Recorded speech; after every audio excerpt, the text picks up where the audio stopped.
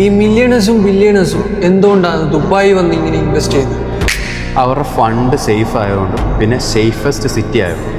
Safest city എന്ന് പറയാൻ കാരണം കൂടുതൽ എലാബറേറ്റ് ആക്കുന്നില്ല. ഒരു എക്സാമ്പിൾ പറയാം.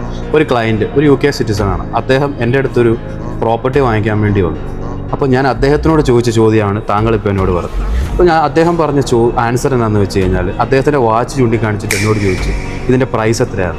ഞാൻ പറഞ്ഞു ഒരു 50 lakhs 60 lakhs. പക്ഷേ അദ്ദേഹം പറഞ്ഞു 10 കോടി രൂപയാണ്. അപ്പം അദ്ദേഹം ചോദിച്ചത് നിങ്ങളുടെ നാടായ ഇന്ത്യയിൽ, അതും എൻ്റെ നാടായ UK രാത്രി ഒരു 2 മണി സമയത്ത് ഇത് കെട്ടിക്കൊണ്ട് നടക്കാൻ പറ്റുമോ? ഞാൻ പറഞ്ഞു അതിനെന്താ ഇച്ചിരി പ്രോബ്ലംസൊക്കെ വരുമെന്ന് പറഞ്ഞു. പിന്നെ അദ്ദേഹം പറഞ്ഞു ഉത്തരം എന്നാണെന്നറിയാം, എൻ്റെ കൈ വെട്ടിക്കൊണ്ട് പോകത്തില്ലെന്ന് ചോദിച്ചു.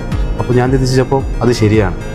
ദുബായിൽ അദ്ദേഹം 3 മണിക്കും 4 മണിക്കും വെളുപ്പിന് ഈ വാച്ച് കെട്ടിക്കൊണ്ട് നടക്കുന്നു. കാരണം എന്താ? സേഫസ്റ്റ്. അയാളുടെ ഫണ്ട് സേഫാണ്. ഇതിന് പ്രത്യേക വേറെ എക്സ്പ്ലനേഷൻ ഒന്നുമില്ല.